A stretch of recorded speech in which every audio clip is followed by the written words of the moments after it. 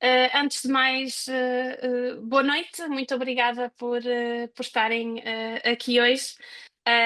Por se terem inscrito e por estarem aqui a partilhar este tempo connosco a falar sobre dicas de poupança de energia. Esta sessão será conduzida por mim, Zenaida Mourão, do Inesctec, e pelo Alexandre Rodrigues, da SEV.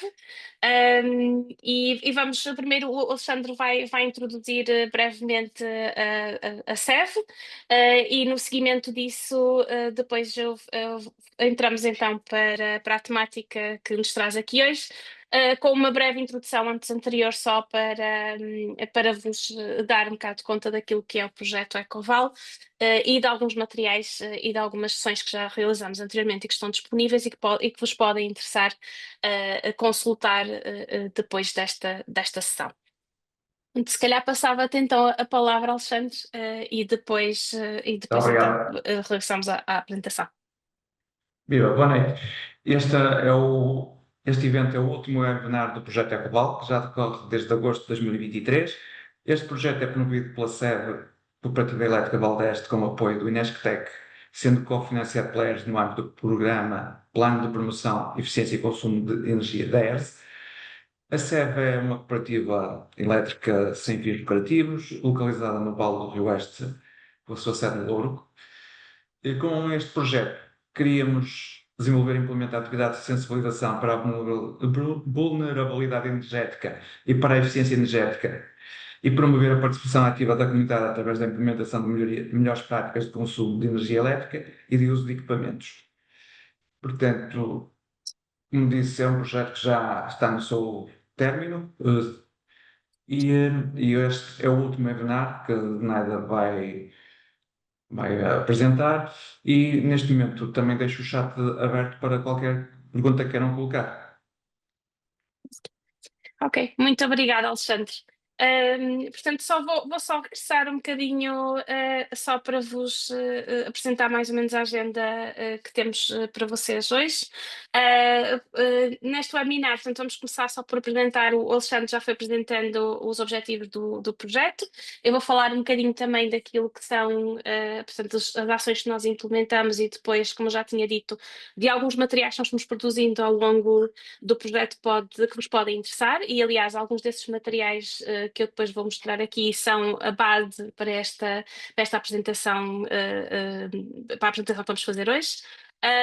Depois vamos falar muito brevemente de uma contextualização, afinal, que tipo de energia que usamos nas nossas casas e em que tipo de usos.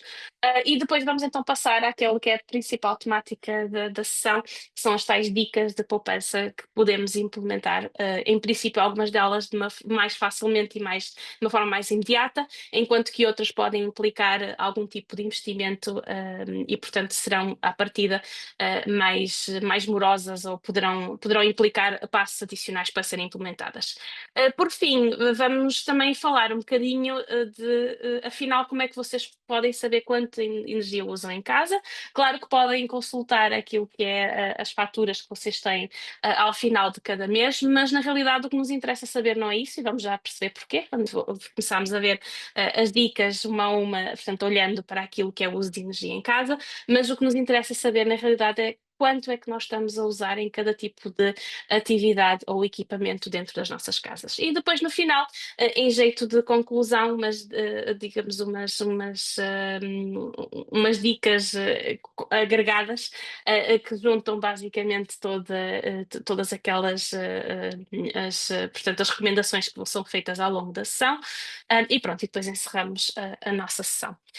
Queria só dizer que, caso tenham alguma questão, o Alexandre já foi aqui mencionando que podem, ou já aqui mencionou que podem fazer as questões no chat, mas também, se quiserem, podem fazê-lo diretamente, portanto, ligando o vosso microfone, e, portanto, estejam à vontade para me interromper em qualquer altura, caso tenham alguma questão. Isto é sempre mais interessante em diálogo.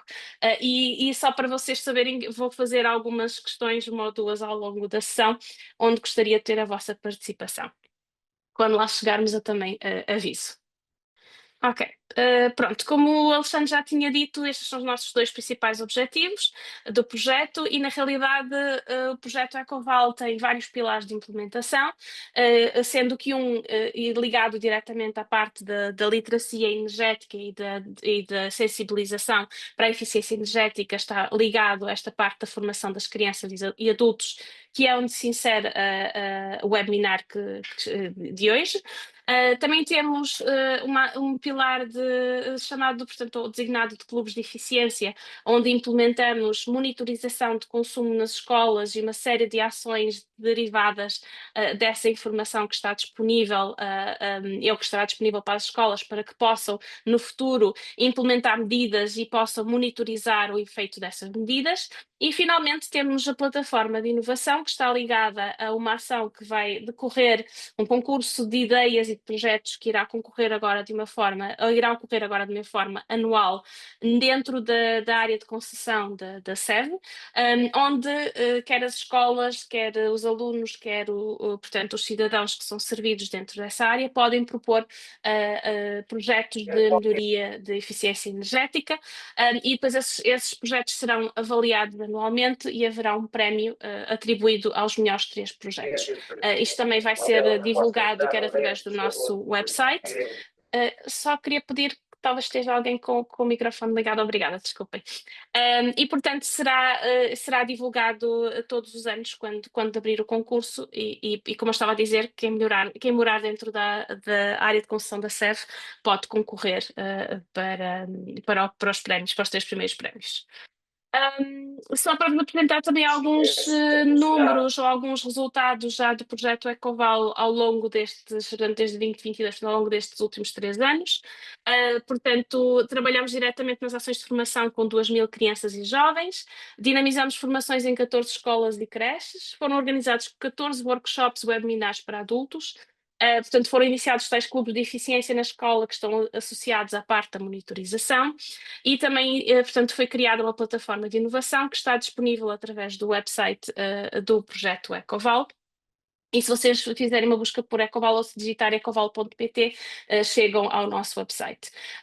E temos aqui uma série de lições, digamos assim, que foram, ou uma série de resultados também na parte da aprendizagem, que tem a ver realmente com olhar como ler uma fatura e como é que a fatura permite, a partir daí, também tirar algumas ilações sobre potenciais medidas de poupança, estratégias fáceis e eficazes para reduzir o consumo, incluindo o webinar de hoje. Portanto, a sessão de hoje também tem como principal temática portanto, estas dicas ou estratégias que podem ser implementadas para reduzir o consumo, a parte da monitorização dos consumos de energia em casa, da qual falaremos de uma forma muito breve aqui, mas que foi abordada de uma forma muito mais extensa e completa em webinars anteriores. Como é que podemos usar portanto, os eletrodomésticos de iluminação de uma forma eficiente? Também brevemente aqui, mas em outros webinars foi discutido mais detalhadamente. A utilização de serviços digitais de energia também não é algo que vamos abordar aqui, mas que foi abordado em sessões anteriores. E que, tal como os últimos dois tópicos aqui, sendo que o último tópico ainda vamos falar um bocadinho daqui de uma forma implícita. Só também dos workshops e webinars para os adultos. Tem aqui algumas temáticas que foram abordadas, portanto, nestes workshops, não são mesmo os títulos de workshops, sendo que os que nós temos disponíveis através do website, porque foram webinars que foram gravados, temos as comunidades de energia, as formas de aquecer a casa com menos energia, e eu penso que temos pelo menos mais um disponível, não sei de cor qual deles é que é, mas se vocês forem ao website, poderão aceder à gravação e também às apresentações destas sessões. Pronto. Estando uma vez, estamos quase a terminar esta primeira parte, só para vos introduzir aqui a dois documentos que foram produzidos no âmbito do Ecoval, que têm relevância para a temática que nós vamos discutir hoje, e especialmente aqui o Manual de Eficiência Energética, porque muitas das dicas que aqui estão são deste manual. Portanto, caso queiram ter um bocadinho mais de informação ou mais contexto, podem ir buscar o Manual de Eficiência Energética energética ao nosso website, em conjunto com o guia de formadores, que entra um bocadinho mais a fundo em algumas temáticas, mas tem também, no final do guia dos formadores, temos um anexo que tem também alguns números mais concretos a nível de poupança energética, portanto, traduzida em despesa, que vocês poderão também consultar. Portanto, os dois juntos permitem-vos ter muita informação da parte de tipo de medidas é que podem implementar, bem como o fundamento dessas medidas. E está aqui o website, que como eu tinha dito, é covalo.pt, tem lá esta informação toda. Pronto, começando então agora aquilo que nos traz aqui hoje, vamos começar por tentar perceber,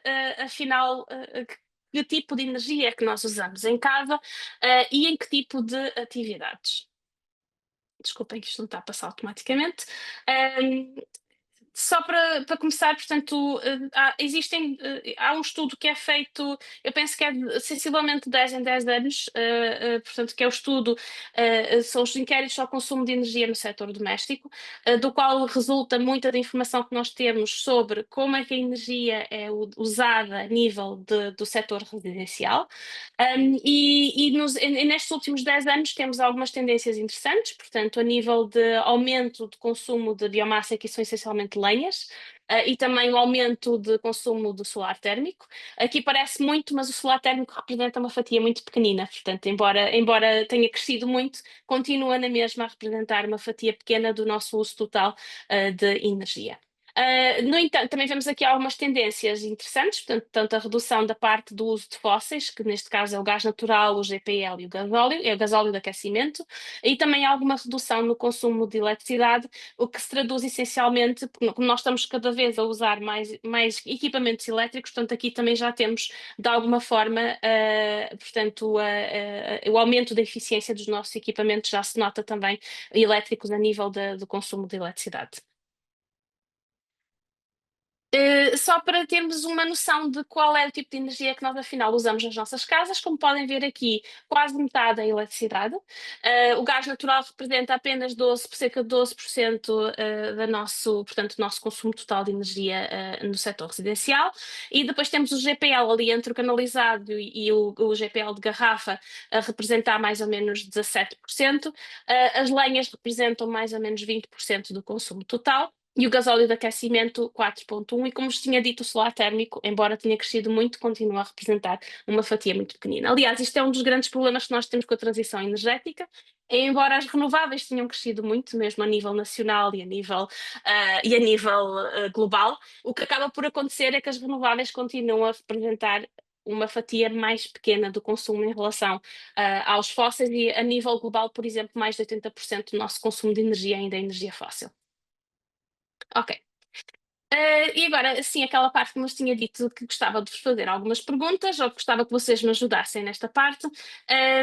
Isto é a distribuição dos diferentes usos de energia que nós temos em casa. Vocês podem pensar preparação dos alimentos, aquecimento da água, portanto, a água quente que nós usamos nas nossas casas, aquecimento e arrefecimento de espaços. Podem pensar também no uso dos equipamentos elétricos, portanto, isso tem a ver com os computadores, as televisões, o carregamento dos telemóveis, os jogos de computador. E depois temos aqui também a parte, aliás, o aquecimento de espaço está separado do arrefecimento de espaço, e finalmente a iluminação.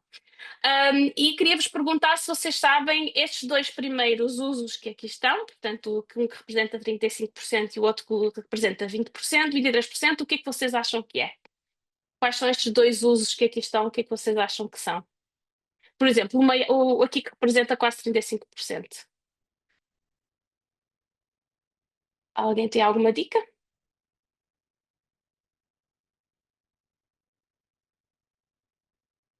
Podem escrever no chat se quiserem. Também serve.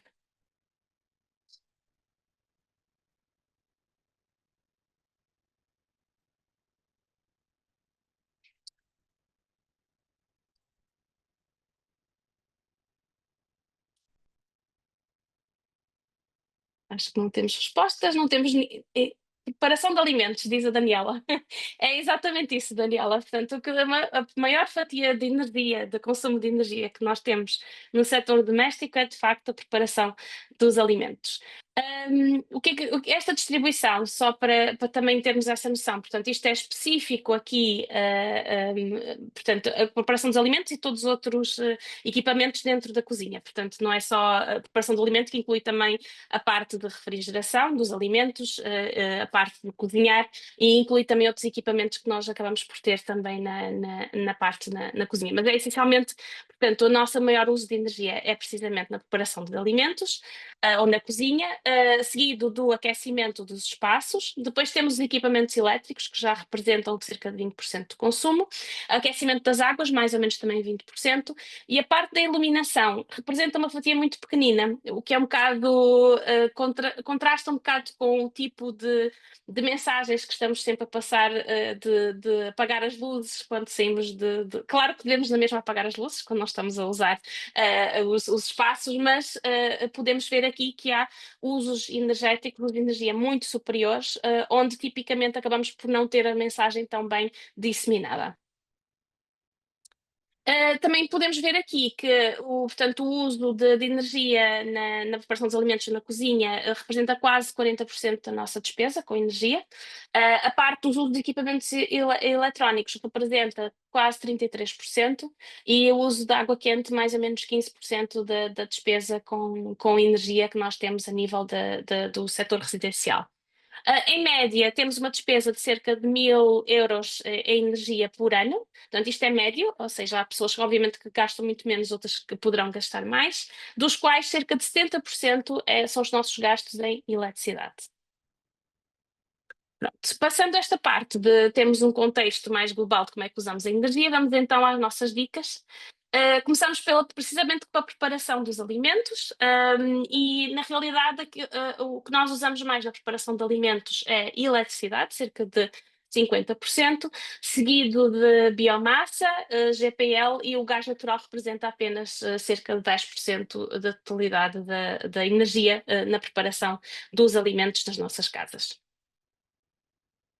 Isto significa basicamente que qualquer tipo de ação que depois esteja diretamente ligada portanto, com o uso que nós fazemos, com a forma como usamos a eletricidade na preparação dos alimentos, vai ter sempre um impacto bastante grande no nosso uso de energia.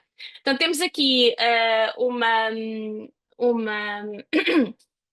uma dica de usar a chaleira elétrica em vez do micro-ondas ou fogão para ferver a água, e aqui também usar também a quantidade de água que precisamos, em vez de usarmos uma quantidade muito grande, que também costuma ser também costuma ser uma forma em que estamos a aquecer a água a mais, portanto estamos a gastar energia a mais. A chaleira elétrica tem, no entanto, um problema, e isto é uma coisa que acontecia muito no Reino Unido, que era, eles tomavam todos o chá mais ou menos pelas 4 ou 5 da tarde, e havia um pico de eletricidade antigamente, né, a essa hora, porque era toda a gente a usar a chaleira elétrica para aquecer a água. Portanto, cá não é o caso, portanto nós não tomamos todos o chá das 5, portanto isto não será um problema, mas a chaleira elétrica basicamente o que vos permite é aquecer de uma forma muito rápida a água, e portanto permite-nos cortar muito daquele tempo que a panela ficaria, por exemplo, cheia de água em cima do fogão a aquecer. Temos depois também usar o micro-ondas em vez do forno tradicional, obviamente para aqueles usos em que isto seja possível, falta-lhe ali um L. Manter as panelas tapadas durante a cozedura, perdemos realmente muita energia com as panelas abertas. Aproveitar o calor residual do forno, desligando antes do fim daquilo. Por exemplo, se tivermos uma cozedura de 50 minutos, desligar uns minutos antes, porque o forno não perde logo o calor, não perde logo aquela energia térmica que lá está, e portanto isto também nos permite ter umas poupanças significativas. E esta, apesar de parecer bastante, que as nossas mães estão sempre a dizer-nos para não abrirmos o forno, e na realidade é verdade, não abrir, portanto evitar abrir o forno durante a cozedura também permite poupar bastante energia. Mas afinal, quanto é que nós poupamos com estas ações todas? Na realidade, usar uma chaleira elétrica em vez de micro-ondas ou fogão para ferver água, especialmente em relação ao fogão para ferver água, permite-nos a ter 60% a 70% de poupanças de energia, até 60% a 70%, de dizer aqui que isto são os máximos. Vocês não vão obter sempre esta poupança, depende muito do vosso ponto de partida. Usar um micro-ondas em vez do forno tradicional para aquilo que for possível, portanto, permite fazer uma poupança de 60% a 70% de energia também. Manter as panelas tapadas durante a cozedura até 37% de energia, portanto, poupamos bastante de uma forma muito simples. Aproveitar o calor residual do forno desligando antes do fim permite uma poupança de 5% a 10% de energia. E evitar abrir o forno durante a cozedura permite uma poupança de 20% do calor. Ou seja, portanto, temos aqui uma série de medidas ou de ações que são simples de implementar e que nos permitem ter uma poupança significativa a nível da preparação dos alimentos, que já vimos anteriormente, que é tipicamente dentro do uso de energia residencial, onde acabamos por gastar ou consumir mais energia. Aqui temos uma dica a nível dos fornos, que os fornos de convecção forçada permitem-nos poupar no consumo de energia, porque distribuem muito melhor o calor e, portanto, reduzem o tempo de cozedura.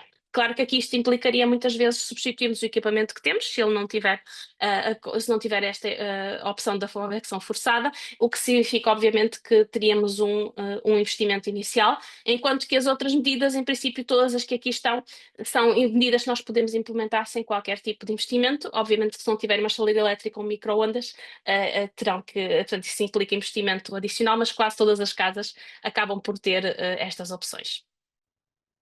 Movendo, portanto, deixando então a preparação dos alimentos, a cozedura e a preparação, portanto, e a sua confecção, vamos falar então também de outro típico atividade, equipamento que acabamos por ter nas nossas cozinhas, que tem a ver com a parte da refrigeração dos alimentos, e aqui também uma série de dicas que são simples de implementar, algumas com algum investimento, mas que são muito pequeninos, que não estou a falar especificamente da parte da substituição das borrachas vedantes, mas aqui o que podemos é colocar os frigoríficos longe das fontes de calor.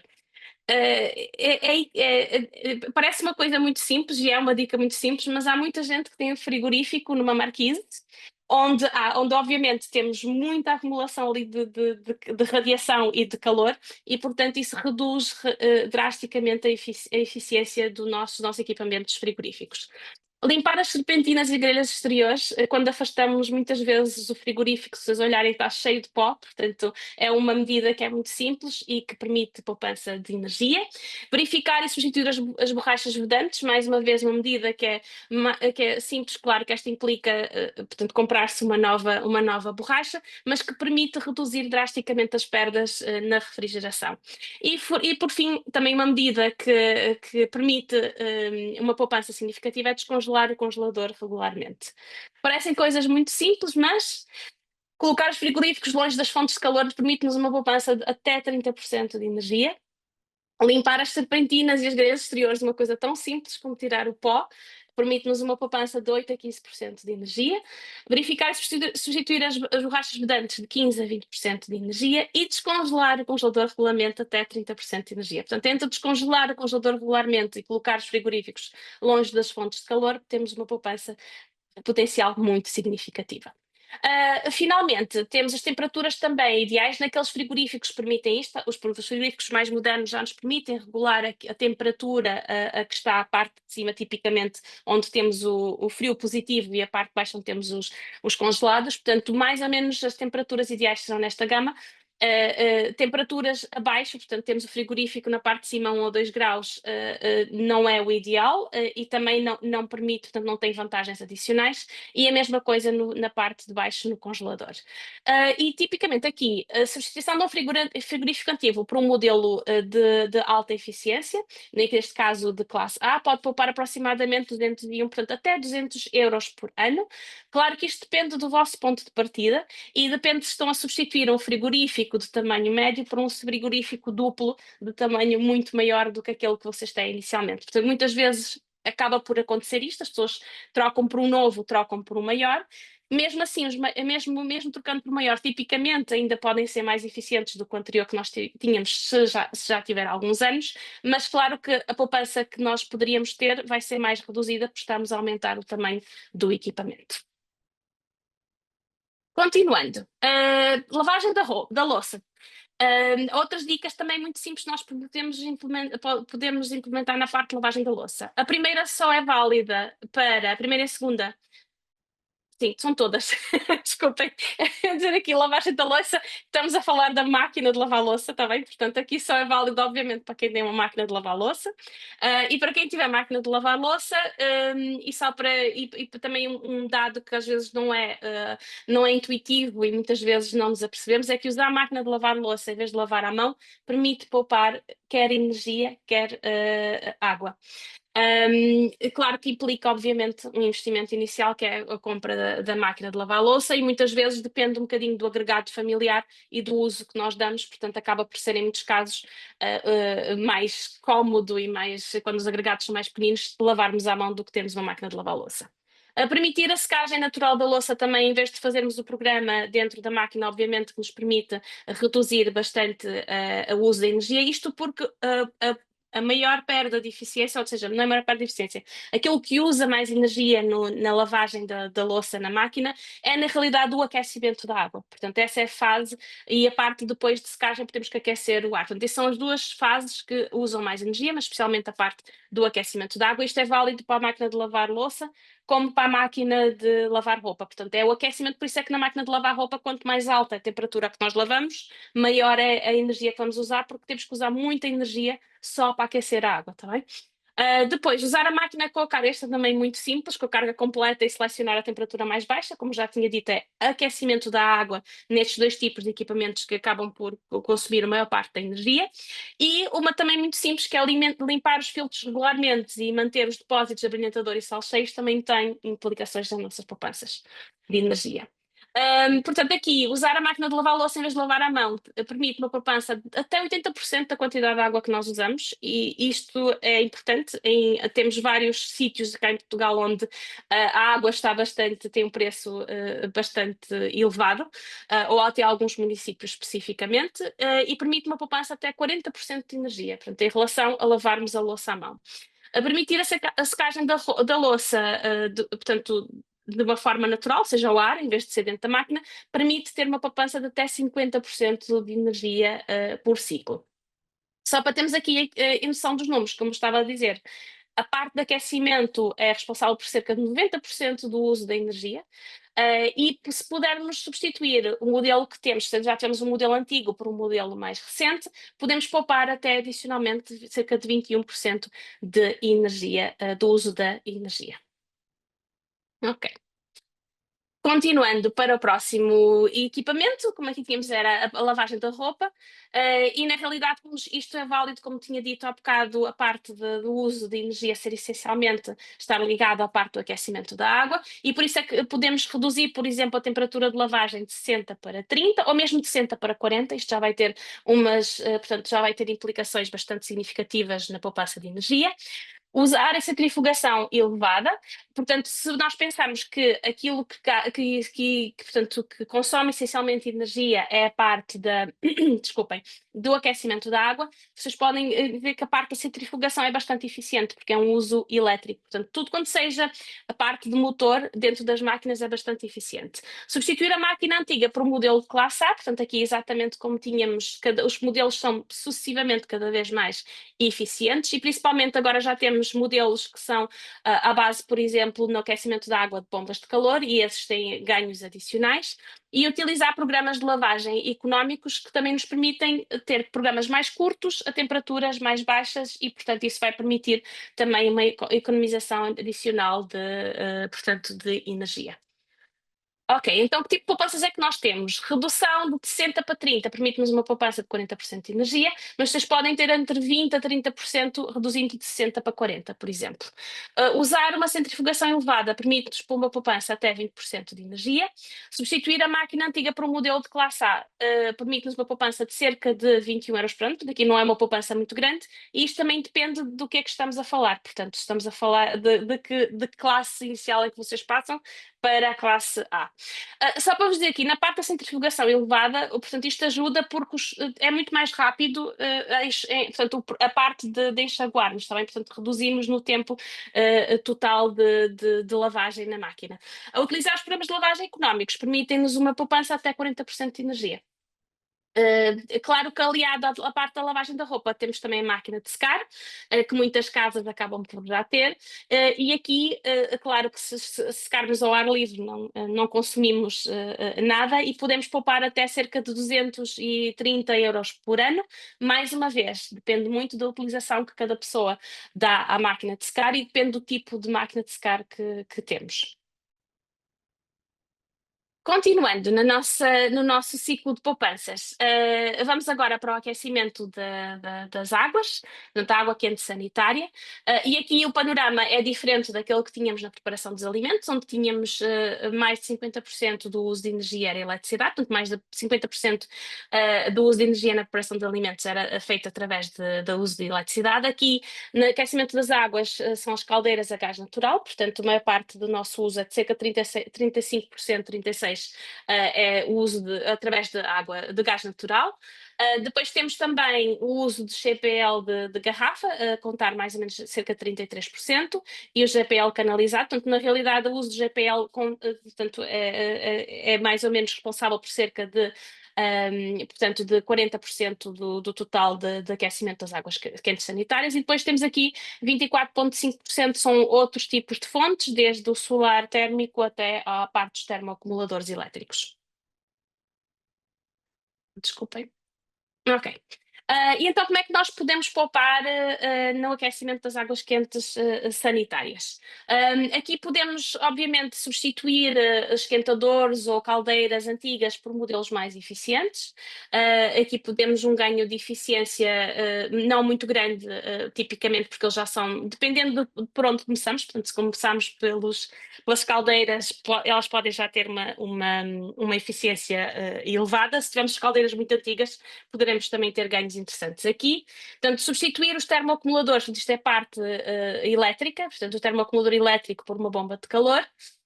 Usar um termoacumulador no modo eco, portanto, isto tipicamente significa que regulamos o nosso termoacumulador, o nosso cilindro, para uma temperatura mais baixa. E como vocês podem imaginar, cada grau adicional que nós reduzimos é uma poupança adicional que temos de energia. E alguns deles têm um setting de temperatura bastante elevado, portanto, é uma das coisas que pode, de uma forma muito simples, levar a poupanças interessantes na parte de energia para aquecimento das águas. E instalar um sistema solar térmico que tem à partida, obviamente, e todos estes têm, exceto o terceiro, tem obviamente um investimento inicial, mas no caso do solar térmico, depois desse investimento inicial, conseguimos colmatar quase a totalidade do nosso uso de energia basicamente com a radiação solar. Então, que tipo de poupanças é que nós podemos ter? Portanto, substituir um equipamento antigo por um modelo mais eficiente, como eu disse aqui, temos alguma poupança, mas não será onde vamos poupar mais, porque tipicamente os nossos cilindros e esquentadores já têm uma eficiência mais ou menos semelhante àqueles dos mais modernos. Mesmo assim, temos alguma poupança a nível do uso de energia, obviamente a nível dos nossos gastos. Substituir um termoacumulador por bomba de calor pode ter uma poupança até 310 euros por ano. Lá está, dependendo muito do ponto de partida, dependendo muito do uso que vocês têm e do tamanho, obviamente, do agregado familiar. Mas aqui temos um ganho muito grande de eficiência. Quando passamos de um termoacumulador para uma bomba de calor, obviamente os dois são equipamentos elétricos, mas a bomba de calor tendencialmente será cerca de 2 vezes ou 3 vezes mais eficiente, ou seja, terá um consumo de energia 2 a 3 vezes mais baixo do que o termoacumulador para fornecer a água mais ou menos à mesma temperatura. O uso do termoacumulador no modo eco, lá está aquela medida que vocês podem implementar à cabeça, sem qualquer tipo de investimento, ou no modo eco, ou que é equivalente a reduzirem a temperatura a que está o vosso cilindro, pode permitir até 15% de poupança de energia. Instalar um sistema solar térmico, uma poupança de mais de 35% na fatura, e que pode ser ainda mais, depende muito depois qual é o sistema porque isto tipicamente o solar térmico tem um sistema de apoio, pode ser elétrico elétrico ou a gás natural, e portanto implica sempre algum gasto, e também depende muito como é que vocês usam o sistema. Portanto, se conseguirem juntar os períodos em que tomam banho e usam água quente com os períodos em que têm maior disponibilidade, em que a água está realmente mais quente e em que têm a parte da radiação também solar disponível, podem ter poupanças ainda maiores. Aqui temos só portanto, algumas estatísticas sobre a distribuição do tipo de sistemas de aquecimento da água, portanto, que correspondem mais ou menos àquilo que já vimos, portanto, são os esquentadores a gás e as caldeiras portanto, que têm aqui a maior percentagem, os termoacumuladores também ali com alguma percentagem, e temos os sistemas solar térmicos, já tínhamos visto, portanto, com uma parte de uma percentagem bastante mais reduzida, e as bombas de calor, por fim, que estão a ser cada vez mais usadas e que vão ser cada vez mais usadas, porque são instaladas certamente maior número de bombas solares no futuro, portanto, a representar nem sequer 1%. E finalmente, outras dicas também que não implicam, portanto, a primeira não implica qualquer tipo de investimento, que é reduzir o tempo de ducha em 5 minutos, podemos ter a poupança de 6% no uso da energia. E instalar os redutores de caudal, isto sim com algum investimento, mas que são tipicamente investimentos baixos, a permitirem uma reduções de cerca de 4 a 5 a 6% de energia, embora, não sei se vocês viram, quando o Trump assumiu o cargo da presidência, uma das coisas que ele se queixava ou que se queixava não, que ele dizia é que finalmente os chuveiros iam ter pressão outra vez, porque ele detesta os redutores de caudal. Ok. Continuando, portanto, olhando agora para a parte do aquecimento e do arrefecimento dos espaços, lembra-se que o aquecimento dos espaços surgia como o segundo uso maior de energia, e na realidade aqui as nossas fontes de energia para a parte do aquecimento são essencialmente lenhas. Ainda são muito usadas numa grande parte do nosso território, especialmente nas zonas mais frias e mais rurais. Depois temos o uso da eletricidade a representar cerca de mais ou menos ali 8%, gasóleo de aquecimento a representar 5% e o GPL e o gás natural a representarem cerca de 6%. As poupanças, como é que nós podemos ter poupanças na parte do aquecimento e arrefecimento?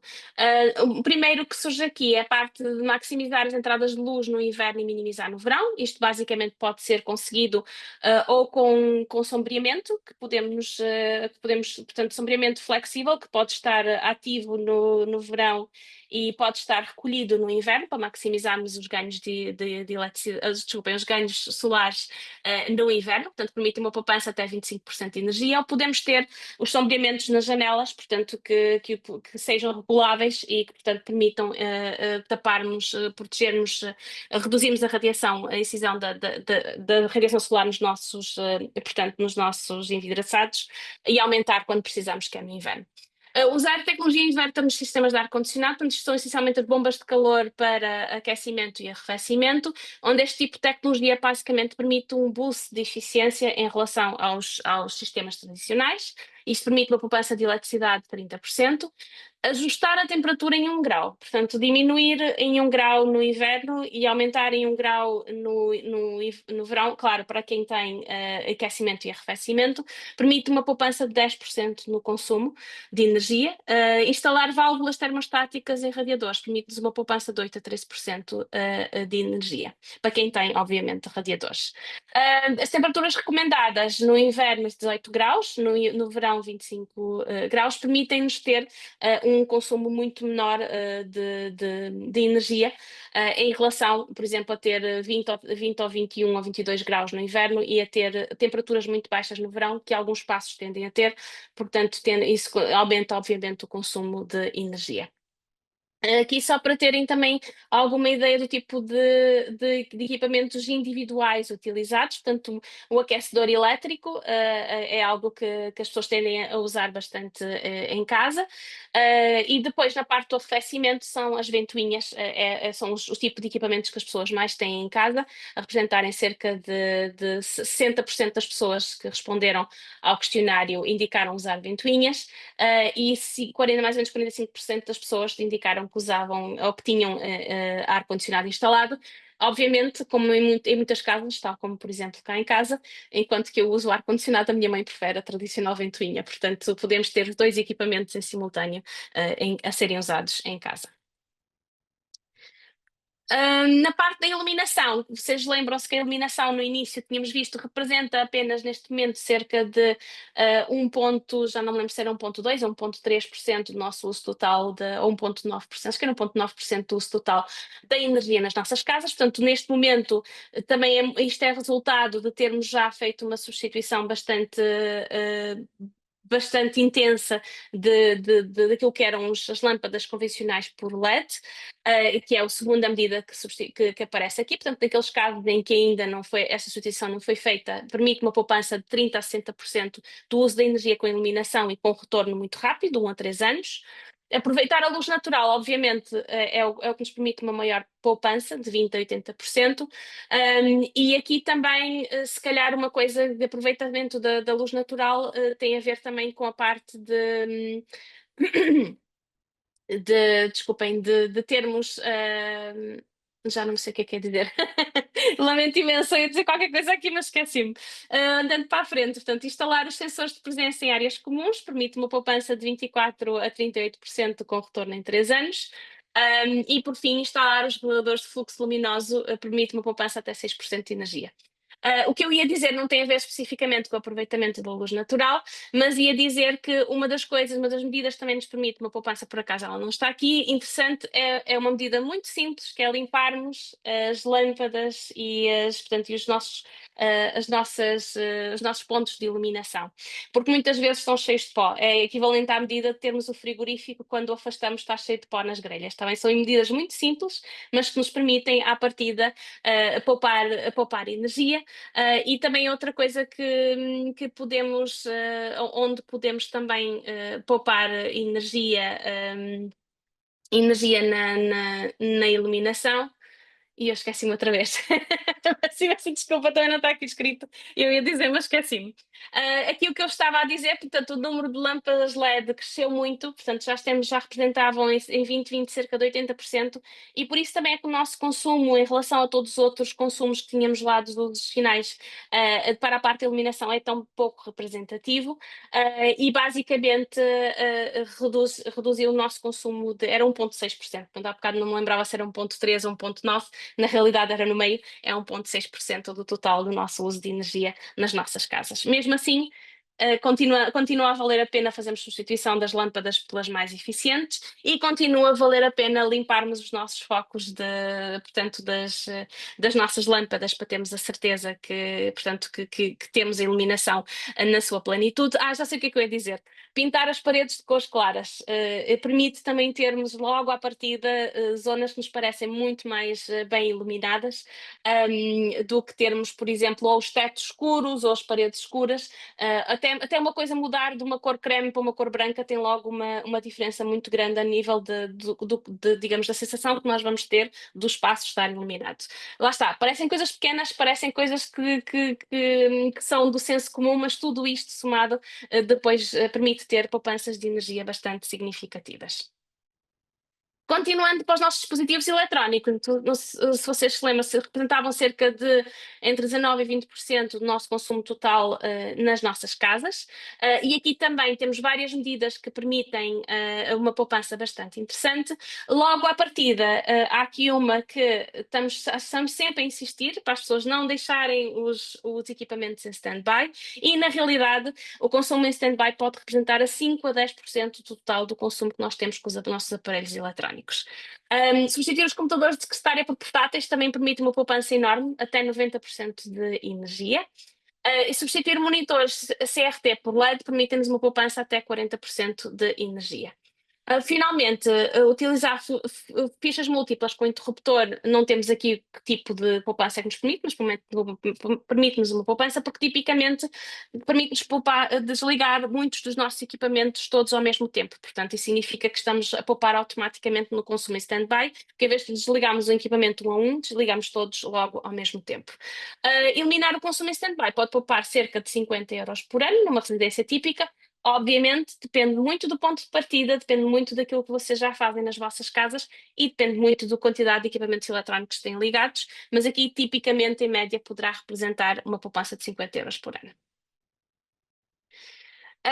Finalmente, tenho aqui mais 2 ou 3 medidas que, não sendo tipo, especificamente relacionadas com atividades que temos em casa, ou com os usos, aqueles usos que tivemos a ver até agora, têm a ver com outro tipo de medidas que na parte que visam quer a parte da construção em si, da envolvente, quer a parte do tipo de integração, por exemplo, de energias renováveis diretamente nas nossas casas, que também nos podem trazer poupanças adicionais. Porque é que elas aparecem aqui no fim? Porque são tipicamente medidas que implicam algum tipo de investimento, alguns maiores e outros menores, dependendo do que vamos falar aqui, mas que, portanto, não são tanto medidas a nível comportamental ou diretamente implementadas como aquelas que estávamos a ver, mas que tipicamente implicam mais alguma intervenção mais demorada a nível das nossas próprias casas.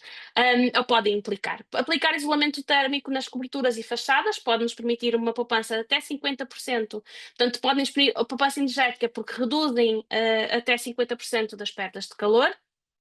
A instalar caixilharia com características térmicas isolantes, mais uma vez também, portanto, a nível dos nossos envidraçados, permitem uma poupança energética porque reduzem até 50% das perdas de calor, e instalar dispositivos de sombreamento permitem-nos reduzir os ganhos de calor até 96%, o que é muito importante no verão porque permitem-nos manter temperaturas muito mais confortáveis dentro das nossas casas. E até a maior parte das casas nem sequer tem equipamentos portanto, de arrefecimento, como por exemplo as bombas de calor ou os ar-condicionados, e usam a tradicional ventoinha para tentar de alguma forma arrefecer um bocadinho o espaço, ou pelo menos melhorar a circulação aumentar a circulação do ar, e portanto o facto de termos sombreamento nas nossas casas permite-nos à partida ter uma temperatura muito mais confortável, especialmente porque nós muitas vezes não temos forma de a regular, não temos equipamentos que nos permitam fazer, portanto, permitir fazer essa baixa de temperatura dentro das nossas casas. Cerca de 60% da energia utilizada em aquecimento durante o inverno perde-se por falta do isolamento. Portanto, daí a importância de termos quer as casas bem isoladas, quer na parte das caixilharias, portanto, dos nossos envidraçados, termos as caixilharias com características térmicas isolantes.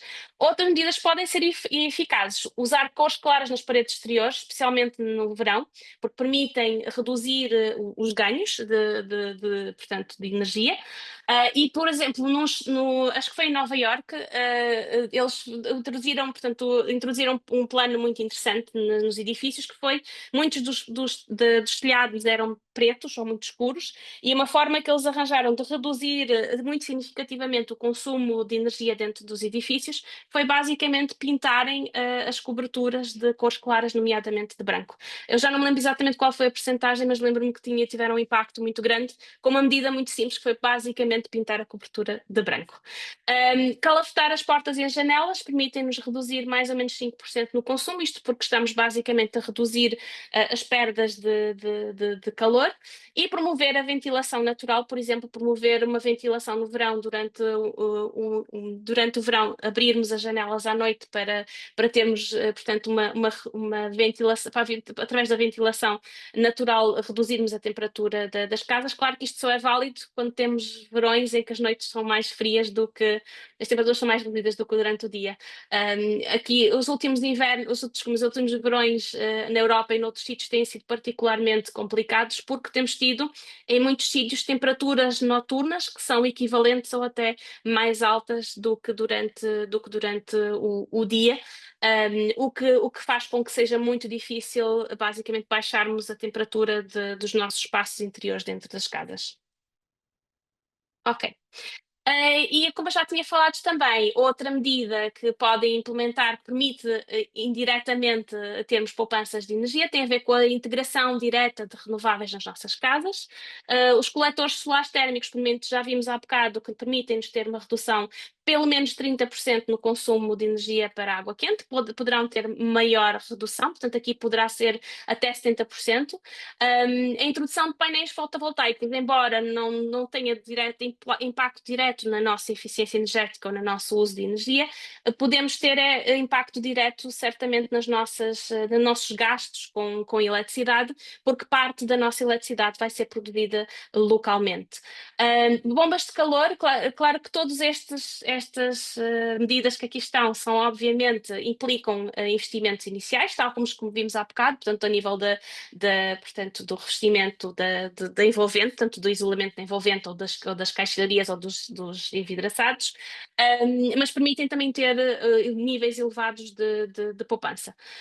Sistemas da biomassa, portanto, que tipicamente onde a biomassa é abundante, ou seja, onde as lenhas são abundantes, ou até muitas vezes nos meios mais rurais, as pessoas produzem, portanto, na sua atividade agrícola ou na atividade basicamente de limpeza das zonas verdes em torno da casa, portanto, produzem biomassa que depois pode ser usada ou tem os restos portanto, dessas limpezas e portanto, da própria agricultura que podem ser usadas em sistemas a biomassa.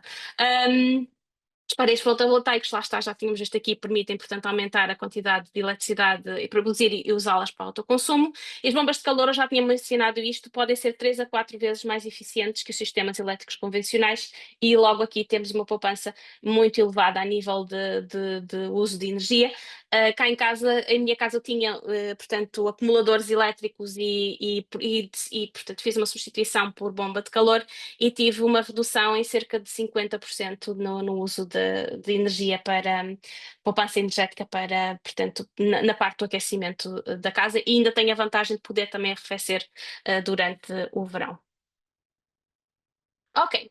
Finalmente, afinal, como é que nós implementamos estas medidas e que medidas é que nós vamos implementar? Eu tinha dito que muitas destas medidas, quer aquelas que são mais facilmente implementáveis, no sentido de não terem investimento inicial, quer aquelas que têm algum investimento inicial, dependem, portanto, o impacto que elas vão ter depende muito do ponto de partida que vocês têm. E é muito difícil nós sabermos que ponto de partida é que temos quando a única coisa que nós acabamos por receber de uma forma normal, portanto, e de uma forma tradicional nas nossas faturas, é o nosso consumo total mensal. Então, uma forma de nós podermos saber por onde é que nós vamos começar é sabermos, afinal, onde é que nós usamos energia nas nossas casas, e claro que isto vai ser diferente de casa para casa, de agregado familiar para agregado familiar. Uma forma que nós temos de medir realmente os nossos consumos tem a ver com a parte de domótica de baixo custo, e aqui temos uma série portanto, de dispositivos ou de equipamentos que podemos instalar, e aqueles que são mais simples são as tomadas inteligentes. As tomadas inteligentes permitem-nos medir o consumo diretamente nos equipamentos, portanto, ligando a tomada inteligente na tomada e depois ligando o equipamento à tomada inteligente, e é talvez uma das formas menos dispendiosa de vocês conseguirem perceber, não é só menos dispendiosa, mas também que tem menos, que é menos morosa e que não implica, por exemplo, terem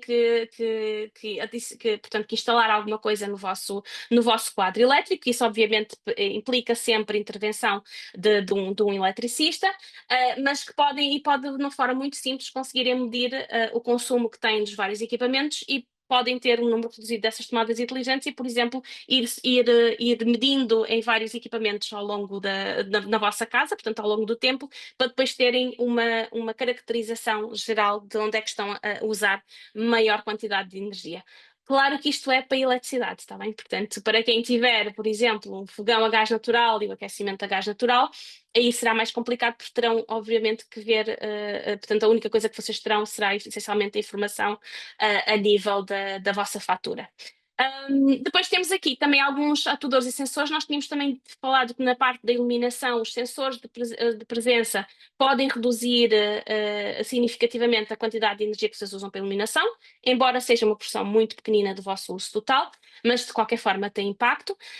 E por fim também temos outros tipos de dispositivos de medição distribuída e centralizada, que são, por exemplo, estes equipamentos que vemos aqui, que é o Shelly, que vos permitem fazer, ao fim e ao cabo, que permitem-vos perceber não só o consumo total que vocês têm, mas também vos permitem medir que equipamentos específicos são colocados portanto, no próprio quadro e, portanto, a partir daí precisam de intervenção do eletricista, ou então eu imagino que a SEV também volta e meia instala alguns destes equipamentos em alguns dos programas ou dos projetos que vão tendo, e portanto, se vocês estão na área de concessão da SEV, talvez seja algo que seja possível fazerem dentro de alguns dos projetos que a SEV vai tendo. E eu acho que a SEV também tem, para além disto, outra forma de vos dar consumos mais, com maior detalhe. Não sei se estou a dizer mal, Alexandre. Para quem está na área de concessão da SEV, estás em mute. Não, não estás a dizer mal. Dentro do Ok. site da SEB tem uma área reservada, nomeadamente relativa à operação de rede, em que o cliente pode se registrar e ter acesso aos seus consumos desagregados ao quarto de hora. Ok, perfeito. E se vocês conseguem ter também alguma ideia do que é que está a consumir, porque vocês obviamente sabem o que é que estão, por exemplo, a ligar, o que é que está ligado em cada altura e podem, na realidade, também por essa via medir e ter acesso à informação que vos permita saber exatamente quais são os equipamentos na vossa casa que estão a usar a maior quantidade de energia. Monitorizar o consumo de energia pode poupar até 2 ou 3% de energia só diretamente, porque permite-vos, por exemplo, detectar alguns equipamentos que estão ligados quando não estão a ser usados, por exemplo, e isso permite-vos ter alguma poupança logo de início, mas o maior, digamos, a maior poupança que vocês vão ter é depois de poderem implementar medidas direcionadas precisamente àqueles consumos e àqueles equipamentos onde sabem a partida, onde vão poder ter informação de serem os consumos mais significativos nas vossas casas. Ok, outra coisa que também é este tipo de sistemas, principalmente a parte de sistemas de gestão de energia, vos permitem é também o controlo remoto de equipamentos, portanto podem ligar e desligar os equipamentos de acordo com o uso que vão fazer, por exemplo, do espaço, e também a operação programada de aparelhos, portanto podem ligá-los, por exemplo, durante as horas do dia em que têm eletricidade mais barata ou em que têm maior disponibilidade, por exemplo, de solar fotovoltaico, e no futuro este tipo de sistemas de gestão de energia e, digamos, o aumento também da instalação e da implementação das redes inteligentes vão nos permitir também algo que atualmente não é fácil ou não é possível, que é a participação direta também em serviços para as redes, que poderão, nesse caso, também dar-vos algum tipo de retorno a nível do vosso, portanto, de poderem fazer a deslocação do vosso consumo no tempo, e isso vos permitir ter alguma vantagem, quer a nível de poderem aceder a preços mais baratos de energia, ou mesmo terem retornos monetários por esse tipo por estarem dispostos a deslocar o vosso consumo no tempo. Juntando tudo, portanto, finalmente, pequenas mudanças podem significar grandes poupanças, portanto, foi isso que nós vimos a nível dos diferentes tipos de uso. Tanto mudanças comportamentais como de equipamentos são importantes, mas o que nós vimos foi que mesmo já na parte de mudanças comportamentais permitem-nos ter, sem qualquer tipo de investimento, permitem-nos ter retornos bastante interessantes ou poupanças bastante interessantes. Verificar incentivos existentes, portanto aqui só para chamar a atenção que nos casos em que se pretende fazer uma substituição dos equipamentos ou até a parte de renovação de edifícios, poderá em qualquer altura, poderemos em qualquer altura ter incentivos disponíveis para o fazer. Neste momento temos este programa, o ELAR, que permite fazer a substituição dos equipamentos, e eu penso que nós depois podemos adicionar o link para caso as pessoas queiram aceder a este programa, possam fazê-lo. Não sei, Alexandre, sabes quais são as condições mais ou menos do ELAR? Não, simplesmente se Não? aplica a substituir equipamentos por equipamentos mais eficientes. É Ok. o, é o que Sabes está se lá. funciona mais ou menos naquele programa mais eficiente que as pessoas fazem a partir do investimento e depois é devolvido Ah, uma porcentagem, também não sabes. Ok, também não sei. ok, pronto. No qualquer forma, nós vamos deixar O o, link. o, o link para vocês depois poderem verificar as condições deste tipo de programa. Chamo também a atenção para a parte da renovação dos edifícios, portanto, o edificado todo na União Europeia vai ter que ser substituído ou renovado ou substituído até 2050, o que significa que nos próximos 15 anos vamos ter muitos programas para a renovação dos edifícios, e, portanto, teremos vários programas de incentivos que vocês poderão aproveitar para renovarem, para fazerem, portanto, a parte de isolamento das vossas casas e também a parte de melhoria dos envidraçados, o que vai permitir, como nós já vimos, uma poupança muito significativa do do uso de energia vai-vos permitirem ter também espaços interiores muito mais confortáveis, quer no inverno, quer no verão.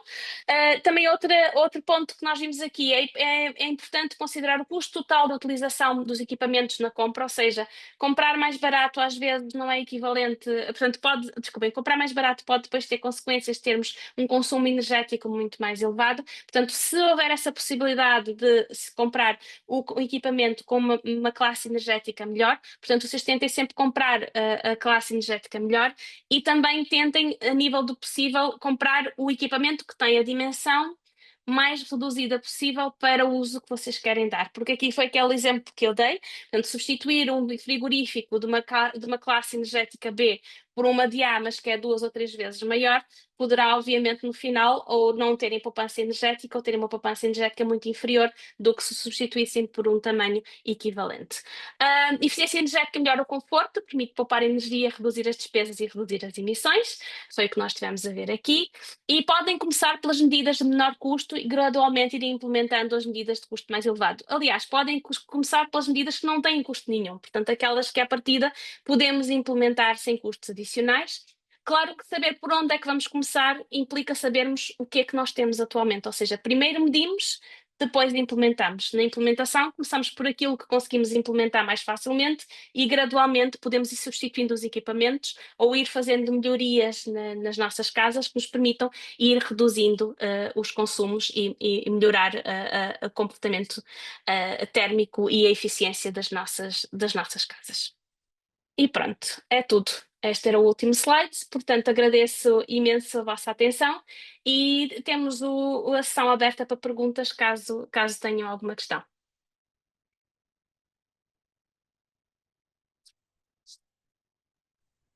Aqui uma pergunta do Manuel Leitão. Se Ok? gostaria de saber se pode monitorizar o consumo de eletricidade do telemóvel. Com o Shell, sim. O Shell é uma Sim. aplicação que pode ser instalada preferencialmente no telemóvel. Também pode ser num computador, não é? Portanto, depois Sim, a sim, sim. plataforma, a plataforma pode ser consultada em vários dispositivos. Exatamente. Hum.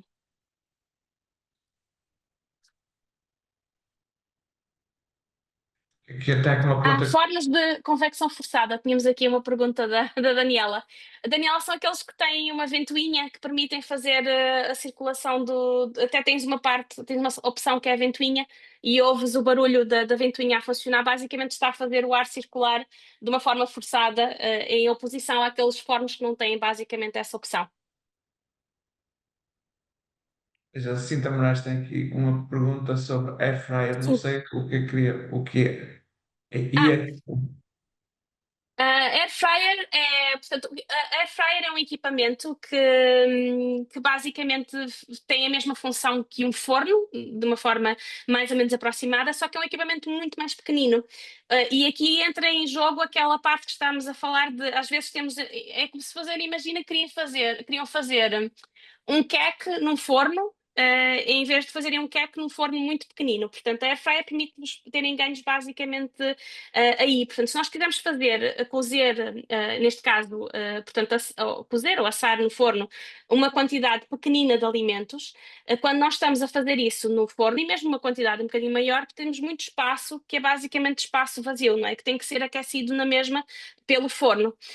Enquanto que no air fryer ela tem umas dimensões muito mais pequeninas, o que significa que se tivermos quantidades mais pequeninas para cozinharmos no forno, vamos fazê-lo de uma forma muito mais eficiente, vamos precisar de muito menos energia, porque estamos a aquecer um espaço muito mais pequenino, é muito mais eficaz no aquecimento daquilo que nos interessa, que é o alimento, em vez do aquecimento, tudo aquilo que não nos interessa, que é o espaço todo vazio e as paredes todas dentro de um forno, está bem? Portanto, permite-nos ser mais eficiente porque é muito mais compacto. É como aqueles forninhos, não sei se vocês têm em casa, há uns fornos agora mais pequeninos. Portanto, air fryer é uma coisa semelhante, permite as temperaturas são tipicamente mais baixas, portanto só vos permite cozinhar até cerca de mais ou menos 220 graus, tá bem? Portanto, se quiserem fazer algo com temperaturas mais elevadas do que isso, teremos que usar ou os fornos ou os fornos mais pequeninos ou um forno maior, dependendo da quantidade que vocês querem cozinhar. Ok, mais alguma pergunta? Ou algum comentário? Algum pedido? Também pode ser. Se não houver nenhum comentário, eu gostava só de uma nota final, simplesmente para, de facto, reconhecer a importância de todos estes temas que foram aqui abordados, que são temas relativamente aos quais todos nós temos alguma noção, mas que não temos noção nenhuma habitualmente da quantificação dos mesmos. De maneira que acho que isto, Sim. digamos que a matéria que foi exposta de uma forma excelente, e felicito a doutora Obrigada. engenheira Zenaida por isso, acho que é de uma utilidade enorme e que melhora a nossa literacia energética de todos nós. Depois também reconhecer, digamos, a importância desta parceria entre um centro de investigação e conhecimento, que é o Inesctec, com uma pequena empresa que é a Cooperativa Elétrica de Valdeste, que acho que foi um sucesso, e acho que este é um modelo que devia ser implementado por todos os centros de conhecimento.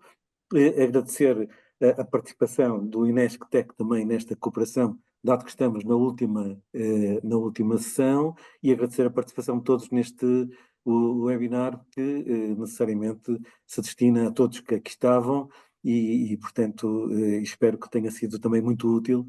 Foi esse o nosso objetivo. Não foram apresentados, a maior parte das pessoas porventura conhecem. A engenheira Zenaida é uma investigadora do Inesctec e o engenheiro Alexandre Rodrigues é o diretor técnico da SEV, e portanto aos dois muito obrigado e parabéns. Eu que agradeço imenso o convite que fizemos e este projeto no qual temos trabalhado juntos. Espero que tenhamos a oportunidade de continuar depois do final do Ecoval e, claro, a participação de toda a gente aqui hoje. Esperemos ter mais eventos deste tipo.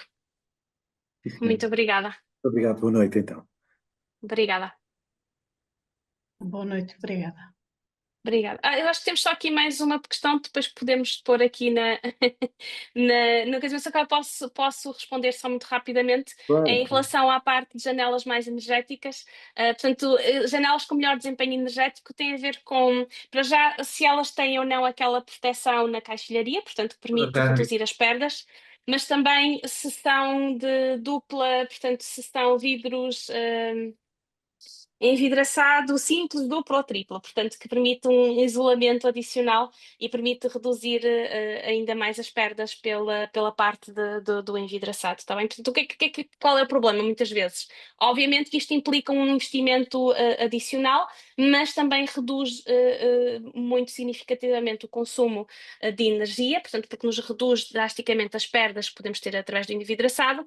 Também mencionar que não pode ser só o envidraçado em si, portanto, a qualidade da janela. Convém também não nos esquecermos da parte do sombreamento, que é muito importante. Também tem que ser uma combinação entre reduzirmos as perdas e, ao mesmo tempo, na parte que é o que nos interessa no verão, termos uma forma portanto, de reduzirmos drasticamente os ganhos solares que fazemos com o sombreamento. E o sombreamento é algo que vocês podem implementar já, pode ter custos muito reduzidos, portanto, podemos ter um toldo, que é uma coisa que à partida não tem custos muito elevados e que nos permitem logo à partida reduzir muito os ganhos solares no verão, portanto permitem-nos ter uma temperatura interior muito mais confortável. Tá bem? Espero ter respondido à questão.